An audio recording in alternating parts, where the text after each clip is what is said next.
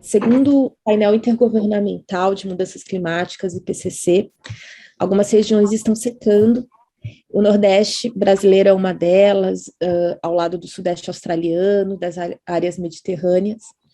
E a gente está aqui com o professor titulado do Departamento de Física Aplicada do Instituto de Física da USP e membro do painel intergovernamental de mudanças climáticas, IPCC, professor Paulo Artacho. Muito obrigada por ter aceitado o nosso convite. Oi, gente, o prazer é todo meu falar com vocês. Então, eu dei um título para a gente discutir, talvez no final, mais a questão dos impactos econômicos e sociais, né, das mudanças climáticas. E cada vez mais nós estamos observando que o aumento dos eventos climáticos extremos, como que a gente viu em Recife, por exemplo, está cada vez mais impactando na sociedade como um todo e fazendo com que a sociedade tenha consciência de, o clima já mudou, ele não vai mais mudar no futuro, ele já mudou no presente, e, portanto, isso coloca a questão das mudanças climáticas como alguma coisa hoje, e não mais do que vai acontecer em 2100 ou em 2050, e isso é uma questão muito importante. Se a gente for analisar, né, o presente e o futuro das mudanças climáticas, é sempre importante a gente olhar para trás, olhar para a questão da história, né, e a gente vê que a Conferência de Estocolmo sobre o meio ambiente humano, ela ocorreu há 50 anos atrás, né, em 1972. Então, vejam que fazem 50 anos que a ciência alerta a sociedade, os governantes, a indústria, de que, nós estamos indo por uma trajetória indesejada do ponto de vista das mudanças climáticas globais, né? A própria famosa Rio 92 já ocorreu há 30 anos atrás. E, na verdade, o que a gente vê é que muito, mas muito pouca coisa foi feita ao longo destes 50 anos, e tem razões objetivas do porquê isso se desenvolveu dessa maneira, a gente pode discutir depois, né? Mas esse gráfico aqui da direita mostra a temperatura média global de 1880 até 2021, né? Onde vocês veem que, depois da década de 80, né, do século passado, é que realmente a mudança climática começou a se tornar cada vez mais visível, a sua magnitude ficou acima do que a gente espera da variabilidade natural do clima, e hoje nós temos um aumento médio da temperatura global do planeta de 1,1 graus Celsius, né?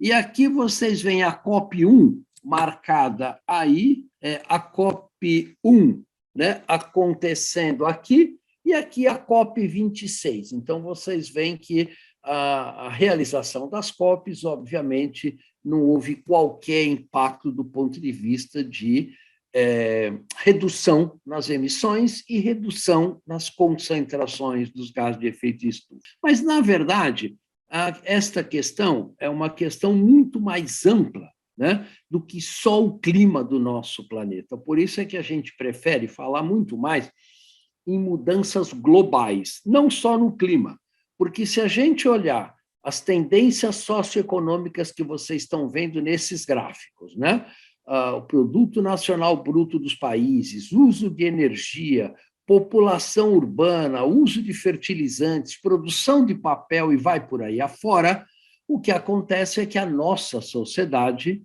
está mudando radicalmente a cara do nosso planeta, né?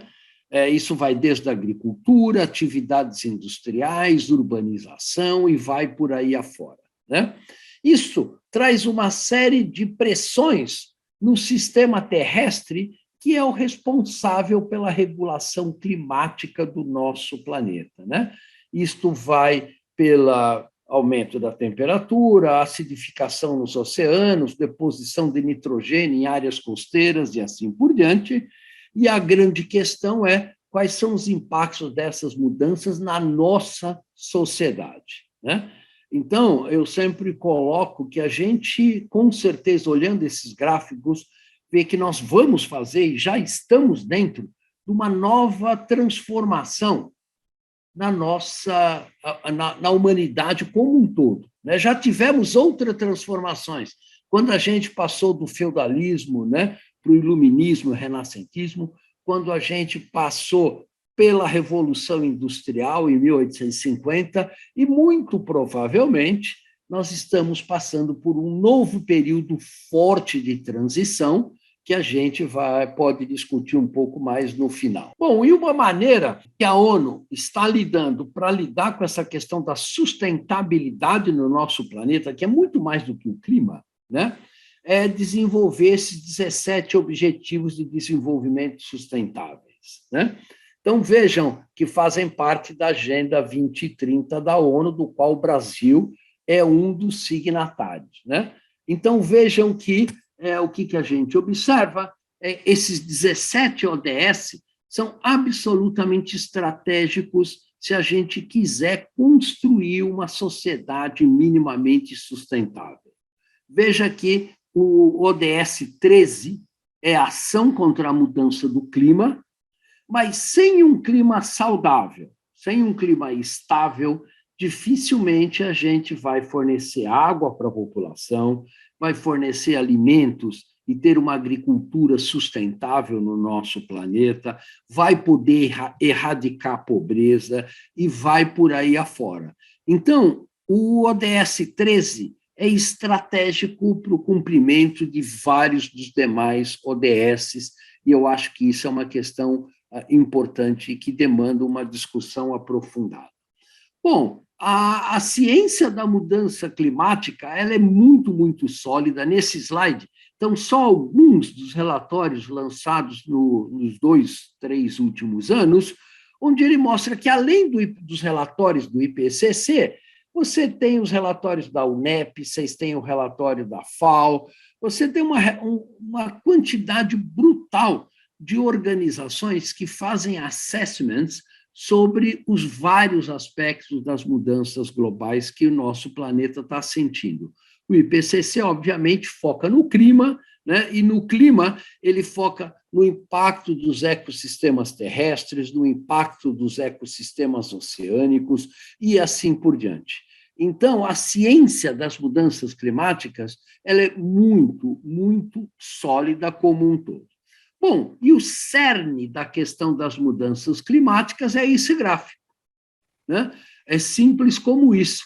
Isto é a emissão líquida de gases de efeito estufa, que continua a crescer em todos os principais grupos de emissões no nosso planeta. Em azul está a emissão da queima de combustíveis fósseis, em 11% é a mudança no uso do solo, principalmente desmatamento de florestas tropicais como a Amazônia. Aqui, 18% é a responsabilidade das emissões de metano, né? E aí outras componentes menores. Mas você vê que, apesar dos 50 anos da Conferência de Estocolmo, apesar do Acordo de Paris, apesar das 26 COPs, as emissões estão crescendo de 2% a 4% ao ano. Ainda estão crescendo, quando a recomendação do IPCC é uma redução de 7% ao ano a partir de 2020, se a gente quiser zerar as emissões em 2050. Né? Então, esse é o cerne da questão. O nosso modelo de desenvolvimento ele é baseado extensivamente no uso não sustentável dos recursos naturais do nosso planeta e na emissão de gases de efeito estufa para a produção de bens de consumo, energia, alimentos e assim por diante, né? No caso brasileiro, que eu acho que também é importante a gente salientar, os dados do sistema de emissão de gás de efeito estufa no Brasil, o SEG, mostra que 44% das nossas emissões são associadas com mudança do uso do solo, desmatamento, principalmente na Amazônia. 28% é devido a emissões do setor agropecuário e somente 19% está associado com a produção de energia. Bom, dá para olhar para esses gráficos de várias maneiras, né? Uma delas é o seguinte: este gráfico mostra que o Brasil tem vantagens estratégicas imensas em relação a todos os demais 196 países signatários da Convenção Climática. Não há nenhum país que possa reduzir em 44% as suas emissões rapidamente até 2028, como o Brasil se comprometeu, né, na COP26, e com benefícios adicionais enormes para a sua economia e para a sua sociedade. Quer dizer, analisem se tem algum outro país, Alemanha, Suécia, Estados Unidos, ou quem quer que seja, que tenha a possibilidade de reduzir em 44% as suas emissões com benefícios para a sociedade, né? Então, esse é um ponto que eu acho que merece ser destacado e merece ser analisado. O Brasil também tem 28% das suas emissões atuais associados com a produção agrícola. E este é um problema também seríssimo, né? Por quê? Porque é o seguinte, hoje, em geral, no nosso planeta, a produção de alimentos é responsável por cerca de 30%, 35% do total de emissões. A grande pergunta é a seguinte: como é que os países vão se tornar net zero em 2050 se 30% das emissões hoje estão associadas com produção de alimentos? Nós vamos parar de comer? Não. Nós vamos mudar radicalmente nosso sistema de produção de alimentos para ter emissões muito menores? Nós vamos precisar fazer isso, só que ninguém sabe como fazer isso, né, do bolso do colete. Bom, mas além das emissões do Brasil, é muito importante mostrar outra enorme vantagem estratégica que o Brasil tem, que é do lado das remoções. O Brasil emite 2.161 milhões de toneladas equivalentes de CO2, mas ele também absorve da atmosfera 636 milhões de toneladas equivalentes de CO2. Ou seja, nenhum outro país do planeta retira tanto CO2 da atmosfera quanto o Brasil, de acordo com o SEG. Tá? É uma situação única no mundo. Desse total de 600 milhões de toneladas, 243 milhões de toneladas é pela captura de florestas em áreas protegidas e 386 é o crescimento de florestas secundárias.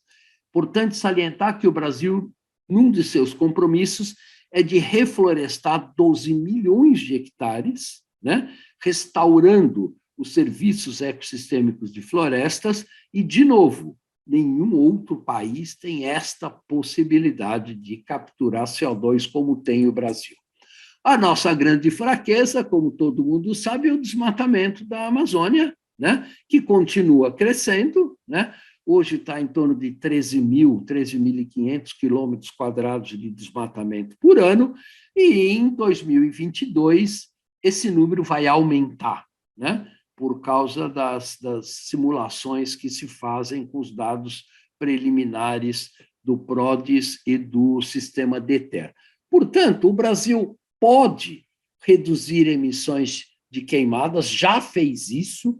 De 2003 até 2012, o Brasil reduziu a área desmatada de 28.000 para 4.000 quilômetros quadrados, e foi o período de maior expansão da agropecuária brasileira.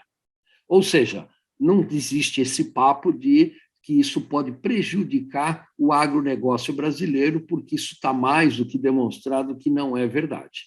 E aí, a partir de 2011, você vê um crescimento contínuo de 15% a 20% ao ano na taxa de desmatamento de florestas pelo Brasil. O IPCC, em seus relatórios, coloca algumas frases muito fortes, né? Eu só vou separar duas, né? Que a primeira é esta: a evidência científica é inequívoca. Mudanças climáticas são uma ameaça ao bem-estar humano e à saúde do planeta.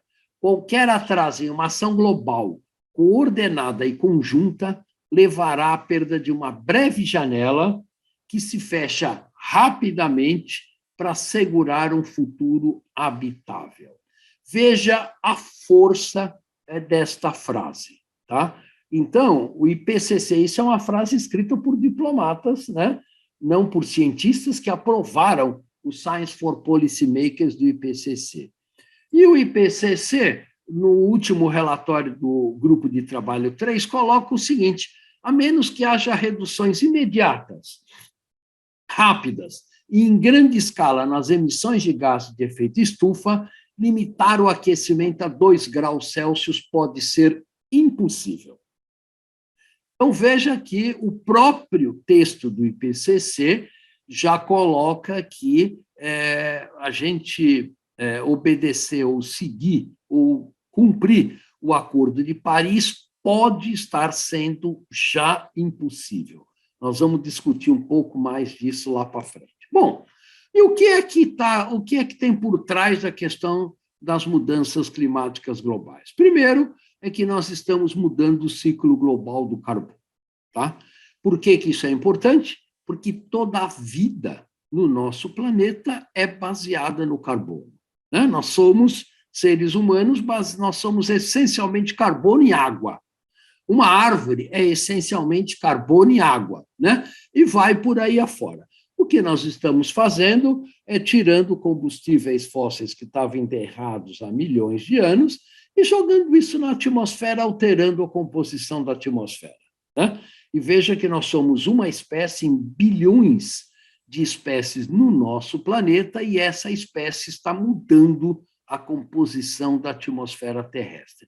E isso tem uma série de impactos. Aqui na direita está colocando o complexo sistema climático terrestre, onde a gente observa que nós estamos já observando, não é mais coisa do futuro, né? Enormes alterações na quantidade de gelo no Oceano Ártico, na salinidade dos oceanos, na nebulosidade, na quantidade de chuvas fortes e vai por aí afora.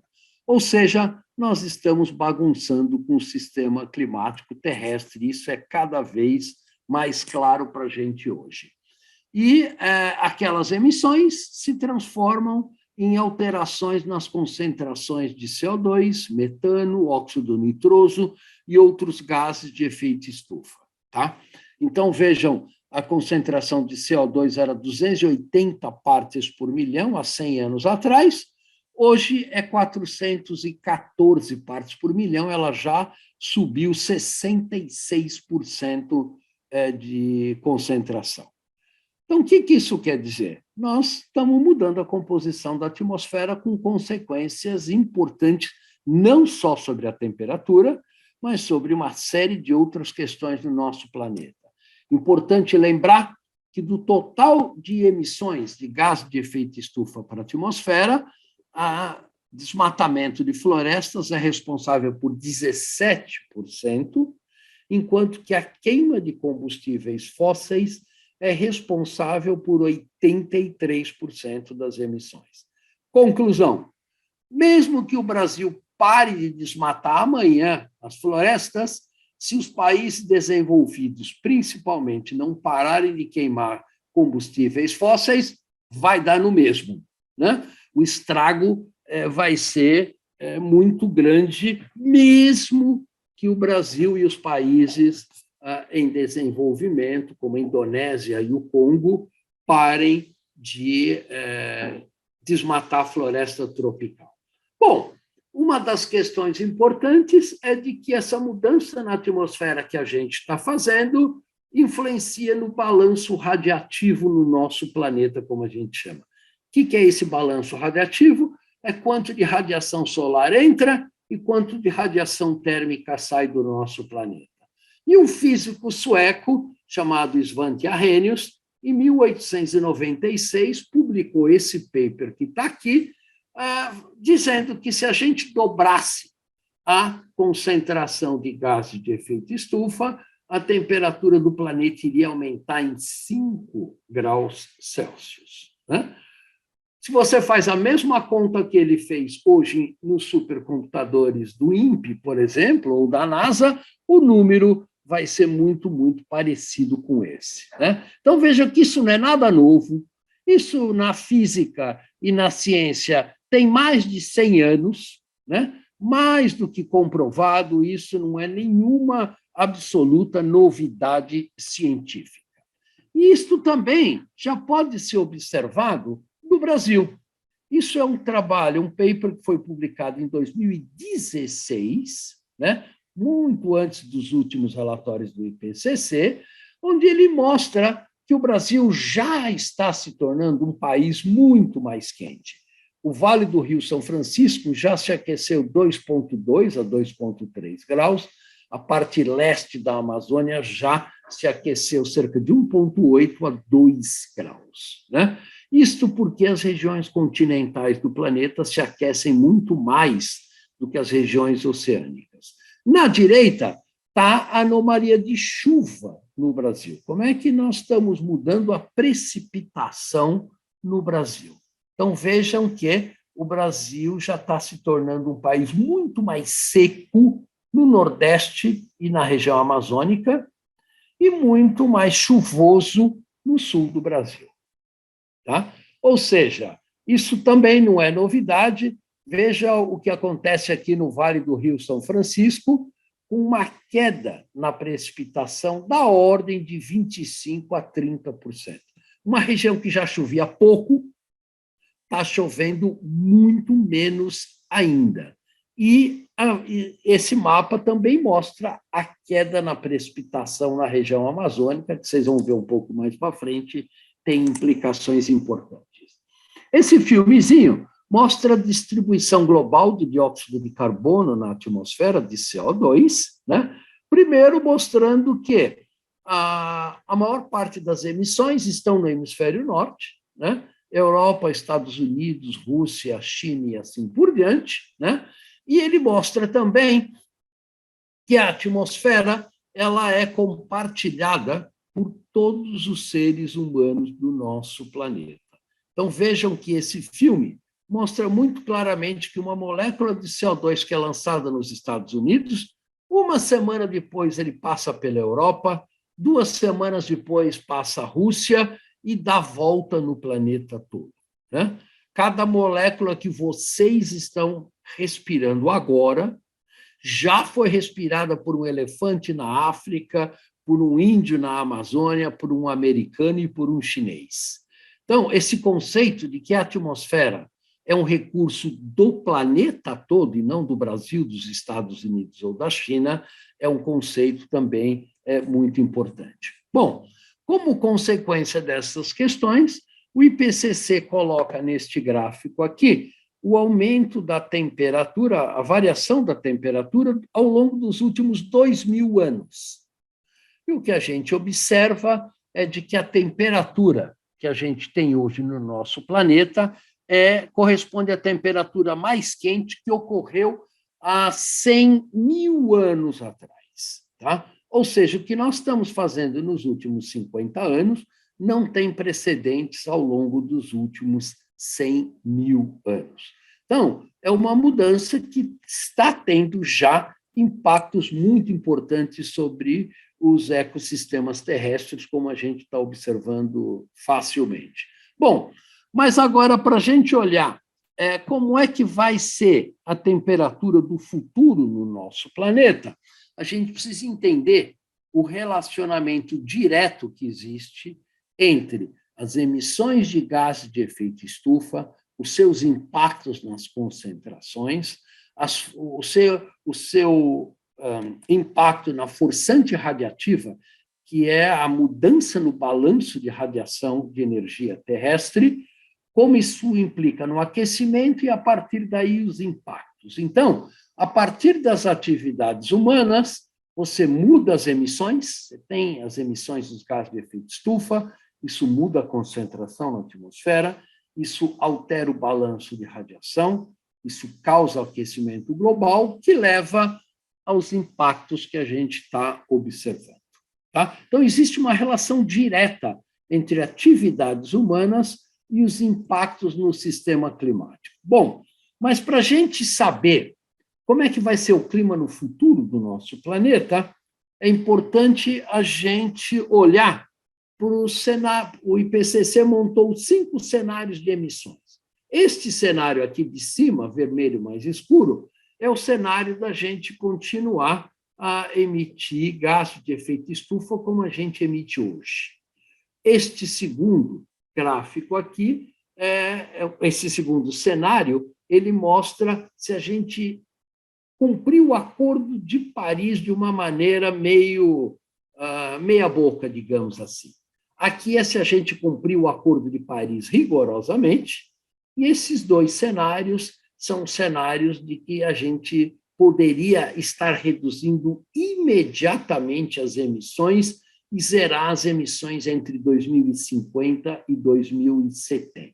Bom, aí a gente joga esses cenários de emissões nos modelos climáticos globais, né, que levem em conta os processos na atmosfera, a questão das emissões urbanas, os processos associados com mudança de uso do solo, leve em conta a absorção de energia do oceano, leve em conta os forçantes naturais, como as emissões vulcânicas e alteração no brilho do sol, e assim por diante, né? E aí você faz, com esses modelos, uma série de previsões que nós vamos olhar as previsões do ponto de vista da temperatura. Veja, se a gente continuar emitindo gases de efeito estufa, estamos emitindo cerca de 40 bilhões de toneladas de CO2 a cada ano.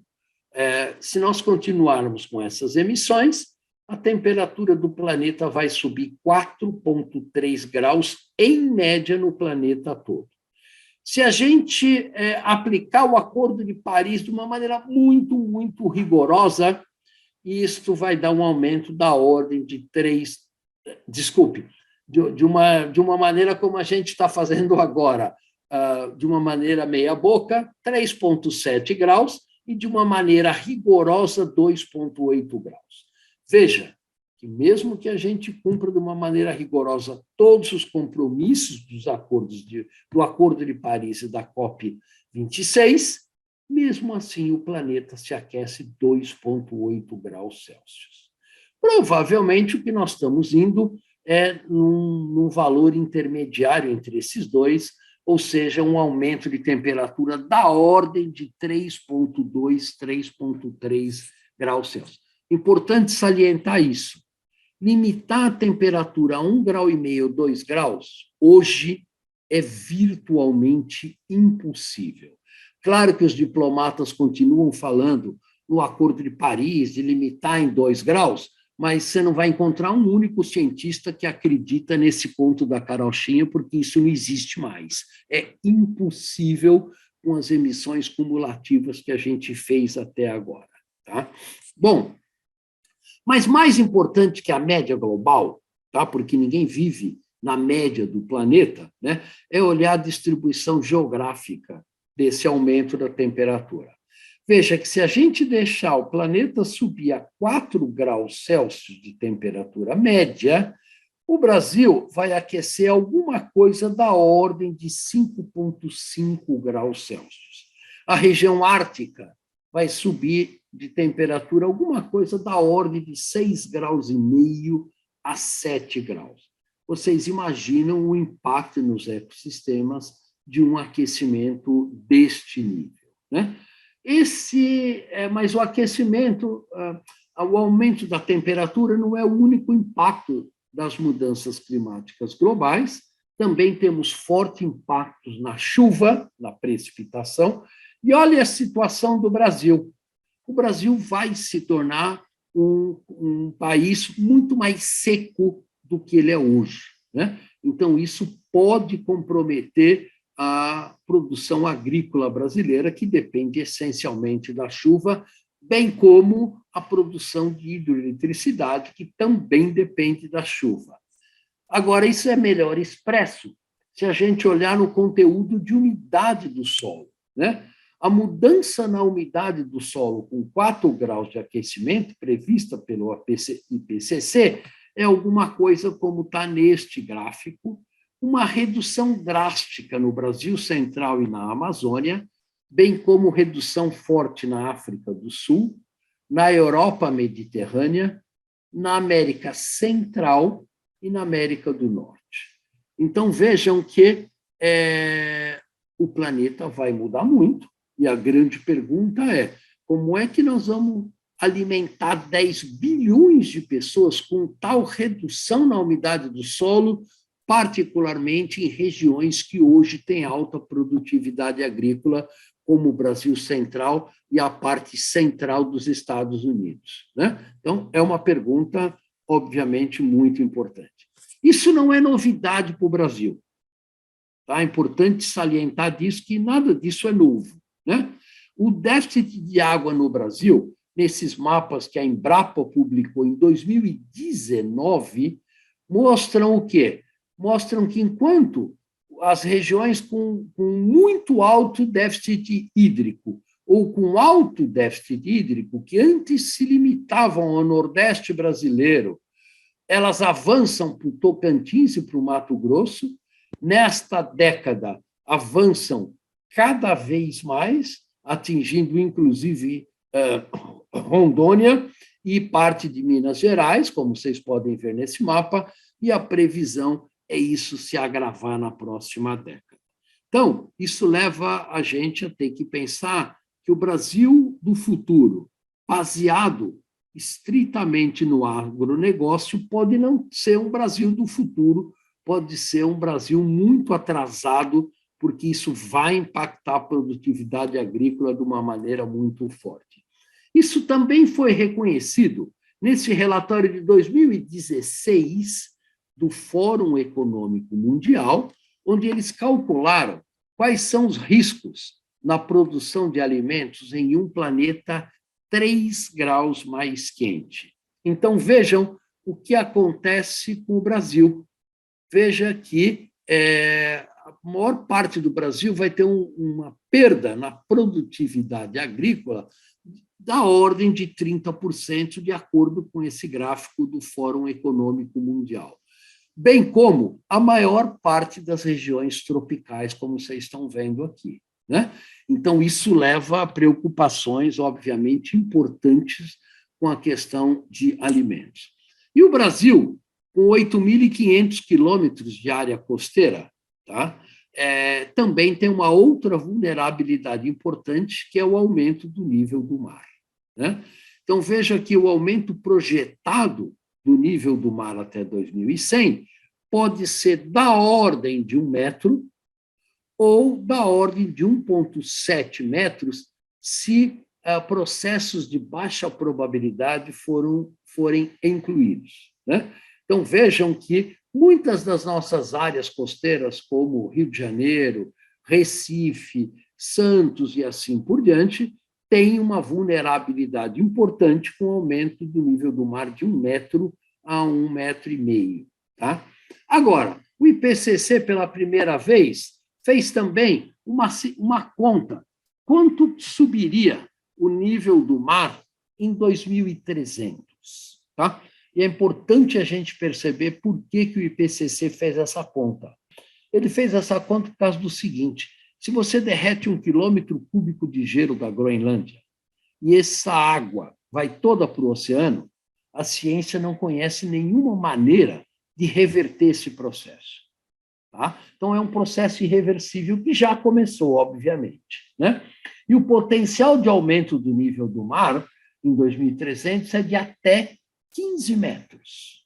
Então, vejam que nós temos imagina a cidade do Rio de Janeiro com água no segundo andar dos prédios ali da orla marítima do Rio, ou cidades como Recife, com aumento do nível do mar de 15 metros, ou em Bangladesh, ou em Manhattan, e assim por diante. Então, vejam que esse é um risco que o nosso atual sistema econômico está trazendo para a nossa sociedade. E a ciência colocou isso tudo por escrito nos relatórios do IPCC, aprovado pelos 196 governos do nosso planeta.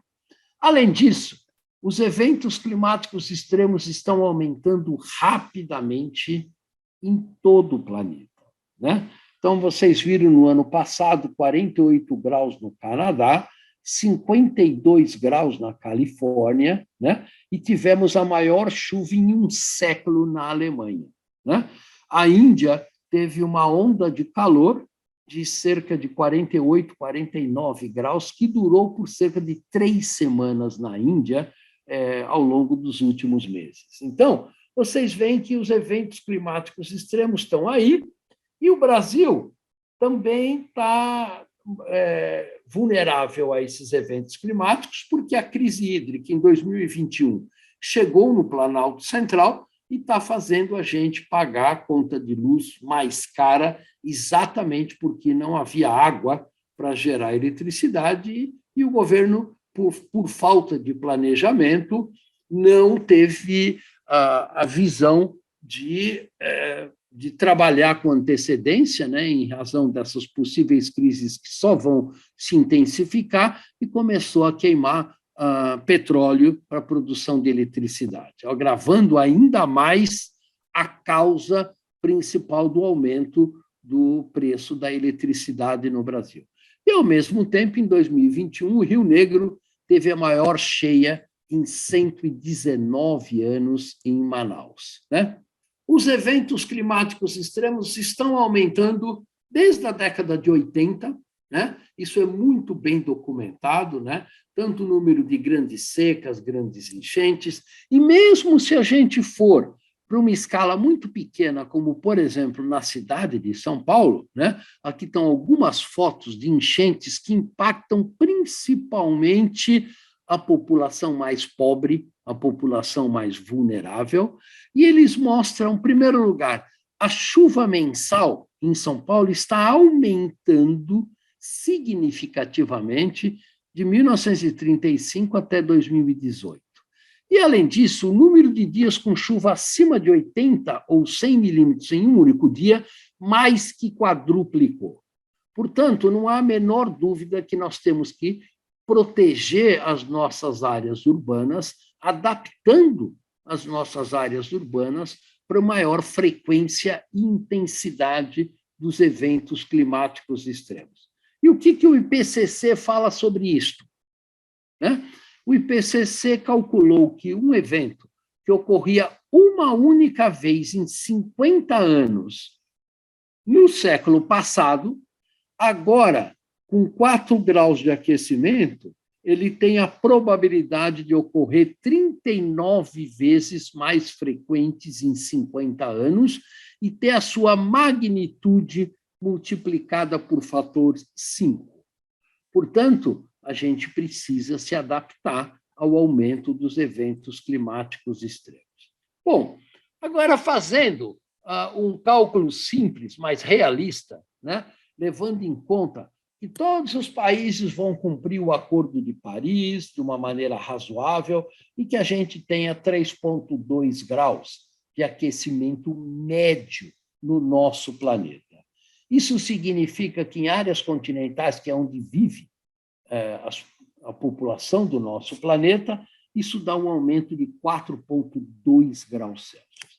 Levando em conta que a gente vai melhorar a questão da poluição do ar nesse século, reduzindo poluentes atmosféricos como os aerossóis, isso aumenta a temperatura em mais 0,7 graus, porque os aerossóis esfriam o clima, levando um aquecimento de 4,9 graus Celsius, e como 80% da população vai estar vivendo em áreas urbanas, nós vamos ter a intensificação da ilha de calor urbana, que adiciona, em média, 0,7 graus, levando um aumento da temperatura nas cidades do nosso planeta em 5,6 graus Celsius. Então, vejam o que para onde está nos levando o nosso atual sistema socioeconômico e político. para um aquecimento médio nas cidades de 5,6 graus. Aí vocês imaginam Teresina ou Cuiabá, onde no verão bate facilmente 41, 42 graus, quando tivermos 47, 48 graus no verão nessas cidades, né? Então, não vai ser uma vida muito fácil, particularmente para a população mais pobre e mais vulnerável. Bom, o IPCC, então, indo agora já para a parte final, ele colocou no seu último relatório de que, basicamente, a humanidade tem que escolher entre um caminho, que é esse caminho verde, de alta resiliência, baixas desigualdades sociais e assim por diante, ou uma trajetória onde nós vamos ter alta vulnerabilidade, alta pobreza, concentração de renda, um clima instável e muito risco econômico e social, né? E é importante a gente perceber, 2030 é um marco importante, não só pela data onde os SDGs devem ser cumpridos, mas porque o que nós vamos fazer de agora até 2030 vai ser determinante para o que vai acontecer no restante do século. Tá? Então, nós estamos passando por um período muito, muito especial, é importante que a gente tenha consciência disso, né? E nós temos uma série de riscos do clima que têm que ser analisados não isoladamente do restante do nosso planeta, né? Nós temos que levar em conta a mudança climática junto com os processos associados com a nossa sociedade humana e também com o funcionamento dos ecossistemas, incluindo a biodiversidade. Então, o desafio é enfrentar estas três questões de uma maneira que você aumente a resiliência, reduza o risco climático da nossa sociedade e do nosso planeta. O IPCC faz uma série de recomendações sobre como fazer isso, eu vou chegar um pouco mais para frente, né? Então, é importante a gente perceber que o Brasil tem oportunidades únicas no mundo de uma redução forte e rápida de emissões sem prejuízos econômicos, sociais ou ambientais para a nossa sociedade. Nós temos um potencial de geração solar e eólica que nenhum outro país possui. Pensa bem nisso, né? Nós temos um programa de biocombustíveis, né? E nós temos um potencial de sequestro de carbono único, com possível geração de renda através de mercados de carbono. Ou seja, nós temos oportunidades, só falta a gente ter um governo que aproveite essas oportunidades para benefício da sociedade brasileira, né? E nós também temos vulnerabilidades muito importantes, temos uma economia que é baseada no agronegócio, que pode não ser tão viável já nos próximos anos, a nossa geração de eletricidade depende do clima, e isto traz uma vulnerabilidade importante para a segurança energética. Nós temos 8.500 quilômetros de área costeira, vulneráveis ao aumento do nível do mar, e algumas regiões do Brasil, como o Nordeste, pode ser praticamente inviável de continuar com uma população lá por causa das mudanças climáticas. Então, vejam que os desafios que a gente tem para o nosso país são enormes, né? E, para isso, o Brasil assinou o chamado Pacto Climático de Glasgow, né? Se tornou um compromisso brasileiro. E quais são os 4 compromissos que o Brasil assinou? Zerar o desmatamento da Amazônia até 2028. 2028 é só daqui a 6 anos. Tá? Reduzir em 50% as emissões de carbono até 2030.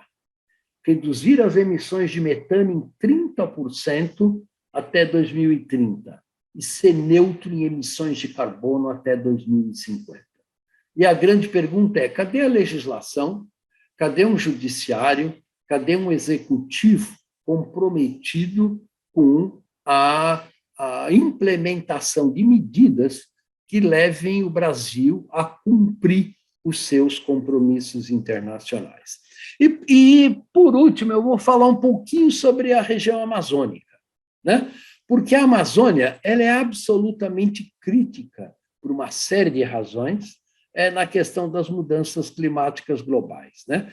Inclusive, o Global Carbon Project coloca que chegar em net zero em 2050, basicamente vai depender da gente preservar os sistemas naturais, os ecossistemas naturais terrestres que atuam na absorção de carbono. E a Amazônia, ela contém 120 bilhões de toneladas de carbono armazenada naquele ecossistema. Tá? Para vocês terem uma ideia quanto é isso é 10 anos de toda a queima de combustíveis fósseis do nosso planeta. Então, veja que isso não é pouca coisa, né?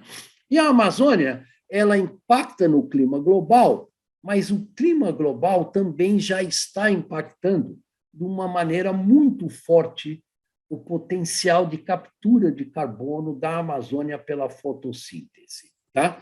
Isto é visto de uma série de maneiras diferentes, e uma delas é de que é importante a gente entender que a Amazônia ela é crítica para o transporte de vapor de água para o Brasil central e também para o sul do Brasil. Entretanto, alguns trabalhos científicos, esse é o trabalho da NASA JPL, mostrando que o déficit de pressão de vapor já está aumentando tanto em regiões desmatadas da Amazônia, como também na parte do noroeste da Amazônia, que é a região mais preservada. O que isso quer dizer? Quer dizer que a Amazônia está emitindo menos vapor d'água para a atmosfera, com isso reduz a precipitação, com isso reduz a vitalidade da floresta, que depende de altas taxas de chuva, e isso é o que a gente chama uma indicação de um mecanismo positivo de feedback na Amazônia.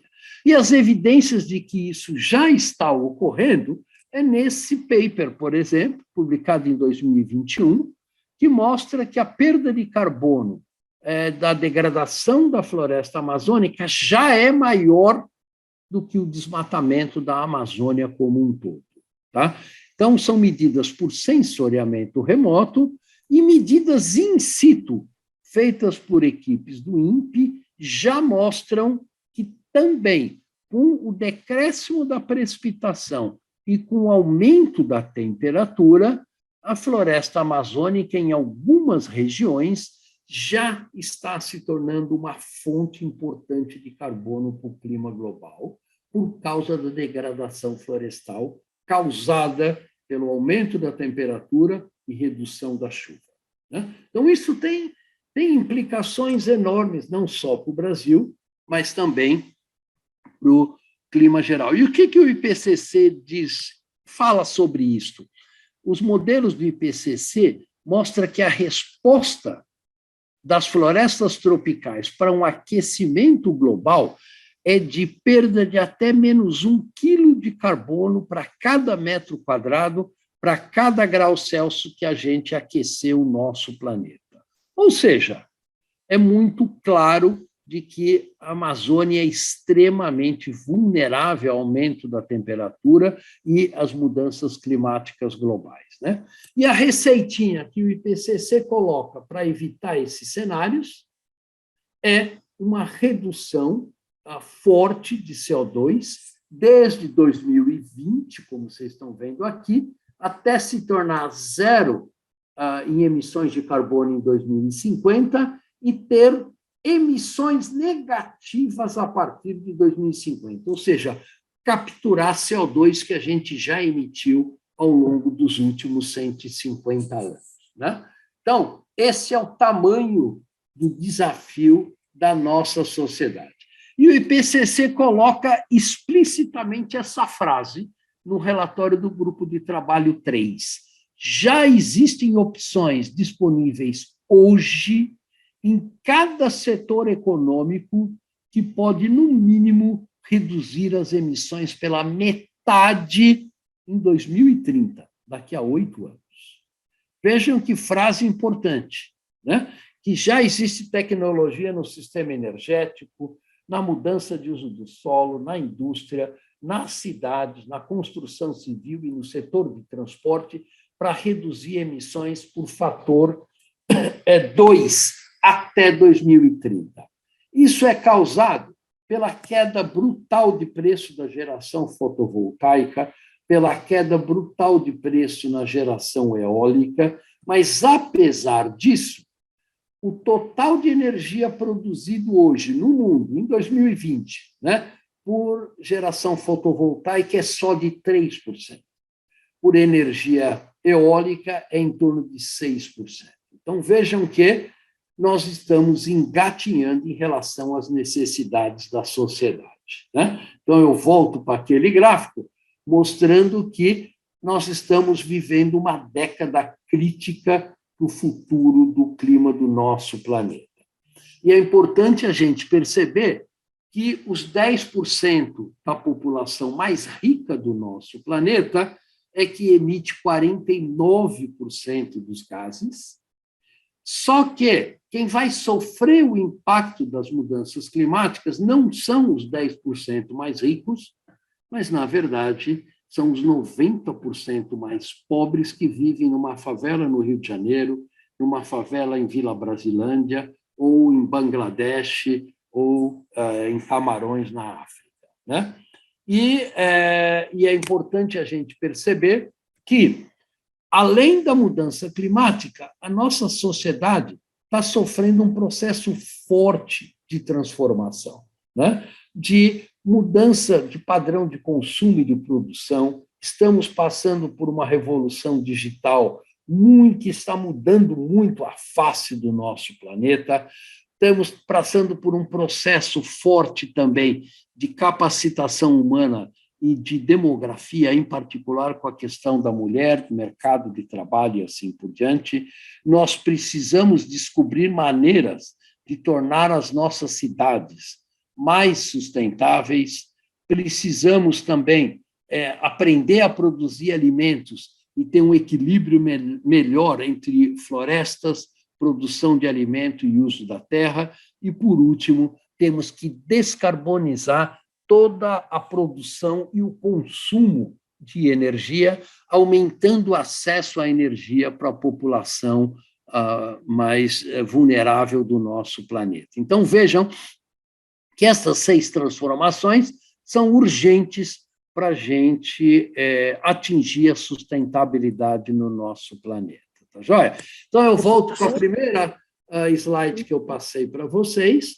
Nós precisamos, como sociedade, construir um novo modelo econômico que atenda os 17 Objetivos de Desenvolvimento Sustentáveis da ONU, porque o modelo econômico que nos trouxe até aqui, nesse nível de destruição dos ecossistemas, obviamente não é viável sequer a curtíssimo prazo, né? E, por último, eu deixo para vocês uma foto do novo clima do nosso planeta, né? Com temperaturas no Brasil da ordem de 4 a 5 graus, nas nossas cidades em torno de 5,6 graus, e esta é a trajetória atual que a gente está indo com o nosso atual modelo de desenvolvimento econômico. Então, obrigado pela atenção de vocês e estou aqui disponível para a gente conversar ou tirar qualquer dúvida que vocês possam ter. A gente já tem alguns comentários aqui e uma pergunta para o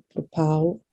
A Luana Luiz, ela fala que a gente percebe que os efeitos das mudanças climáticas é catastrófico também para a safra do agronegócio, embora esse modelo não perceba isso.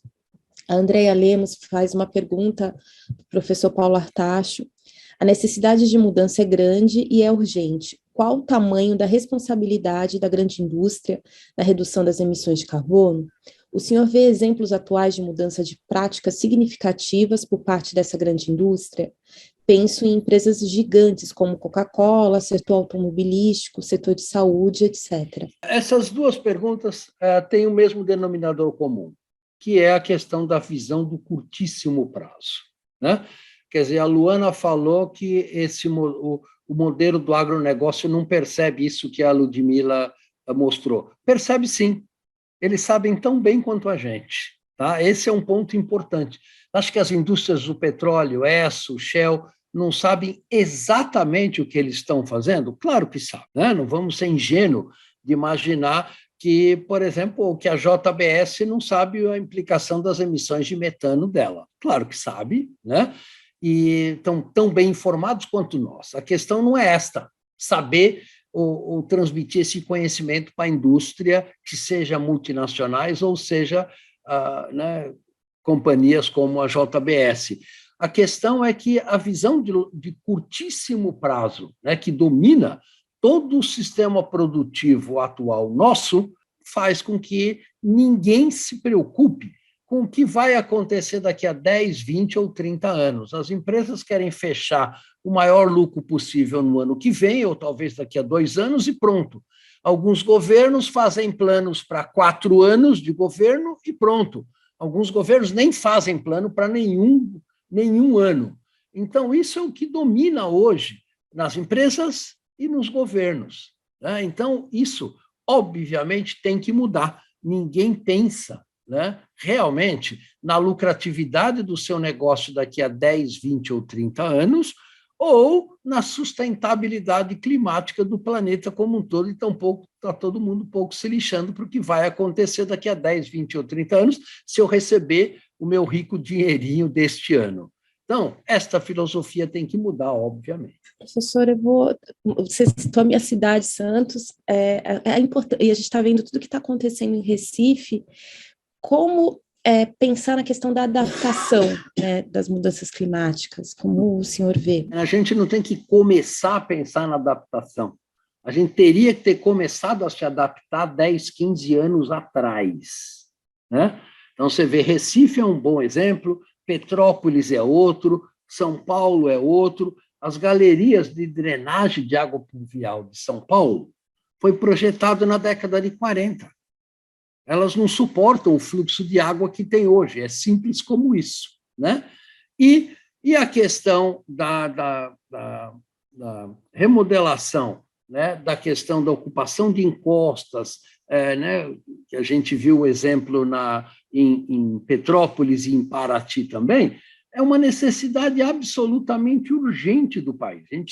A gente precisa fortalecer as defesas civis, precisamos ter sistema de vigilância 10 vezes mais fortes do que a gente tem hoje, precisamos remover população de áreas inundáveis ou áreas que possam sofrer escorregamento. O que tem que fazer é muito, muito, muito claro.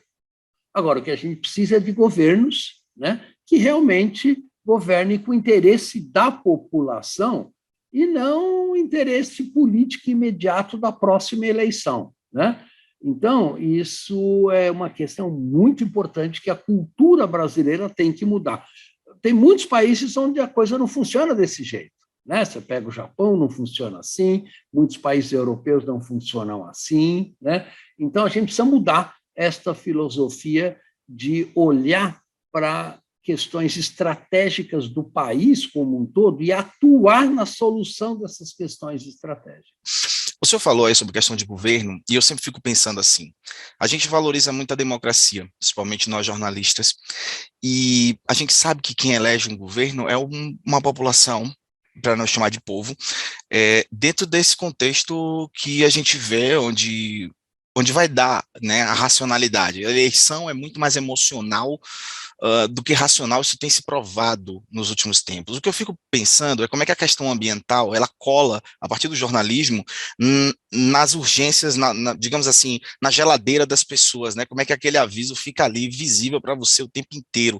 E não é o aviso sobre feche a torneira ou desligue a luz, eu acho que fica a questão, como é que o senhor acha que nós jornalistas, nós comunicadores em geral, podemos usar imagens, eu diria imagens mesmo, fotografia, ilustração, qual que seja, mas como é que a gente pode colar mais essa imagem da mudança climática, que é uma coisa que na cabeça das pessoas é tão, né, uma coisa da mudança do tempo, né? A gente fala todo dia se está chovendo, se não está, mas a gente não fala todo dia como é que está a mudança climática no planeta e que nível a gente tem que agir, que nível nosso país está comprometido, enfim. Para isso, tecnologia ajuda muito, para monitorar governo, para acompanhar as decisões, né, em painéis que hoje a gente tem aí os famosos dashboards. Mas a pergunta é, o senhor acha que a gente pode usar imagens mais eficazes para a gente colar mais essa imagem na cabeça das pessoas? Na minha visão, eu ainda acho que a gente tem pouca força nessas imagens. A gente pega o exemplo da Amazônia, ou a gente pega um exemplo qualquer de outro bioma, coloca no Google agora quais são as imagens principais que surgem quando você faz essa busca, e essas imagens elas são muito uniformizadas, uma Amazônia vista de cima, do alto, enfim, fica a questão, o senhor acha que imagem é um poder que a gente tem como jornalista, fotojornalismo, seja lá qual seja a imagem? Olha, Antônio, acho que a questão não é imagem, eu usar ou não usar a imagem. A questão, eu acho que é muito mais ampla, é de melhorar a qualidade da nossa democracia. Tá? O que eu quero dizer com isso? O poder da imprensa hoje, né, de manipular a opinião pública é absolutamente brutal. Né? Por exemplo, eu dei muitas entrevistas para a Globo, para todas as televisões, sobre a questão dos desastres naturais que ocorreram. Eles passam a opinião para as pessoas de que, olha, aquilo é um desastre. Agora, quem é responsável por aquilo? Né? Por que aquilo ocorreu? A imprensa não faz as perguntas importantes. Tá? Se você for olhar, é a dona Maria chorando porque perdeu o filho, é o pai que perdeu a família inteira, escorregando, e isso vira um espetáculo de mídia, sem sair por trás da pergunta, mas escuta, por que isso está ocorrendo? Né? A mesma coisa do assassinato dos dois jornalistas lá na Amazônia. Se você faz uma análise da cobertura da imprensa sobre isso, né? Ninguém vai colocar, olha, a Amazônia está se tornando um território dominado por milícias, como está ocorrendo, como ocorreu com o Rio de Janeiro. Né? Isso é evidente, né? Algumas matérias falam que aquela região é muito perigosa, é dominado pelo narcotráfico, é dominado pelo PCC e assim por diante. Mas você vejam como a imprensa esconde da população em geral, efetivamente, a violência da sociedade brasileira atualmente e por que a gente chegou aí. Né? Quer dizer, nós temos governos domicilianos em muitas localidades, não é só no governo federal, muitos governos municipais na região amazônica. Né? O tráfico de drogas está dominando vastas extensões da região amazônica. E a imprensa não coloca isso. Né? Então, você vê que a qualidade da nossa democracia tem que melhorar muito no trabalho jornalístico, eu acho, na minha opinião. Né? Então, eu acho que isso é uma questão muito importante de comunicação de ciência para a sociedade como um todo. É feito como se fosse uma desgraça. Olha, aconteceu uma desgraça, escorregou terra e matou 150 pessoas lá em Petrópolis. Como assim? Essas mortes seriam evitáveis. Por que o governo não agiu, né, deslocando essas famílias daquela região? Né? Tem razões por que o governo não fez isso. Então, acho que a imprensa tem que cada vez mais ir atrás, tá, das reais razões pelas quais o Brasil está na situação de hoje. Mas isso é um longo papo. Bom, queria agradecer, professora Tacho, pelas essas aulas maravilhosas, incríveis. Bom, obrigada a todos. Uma boa noite.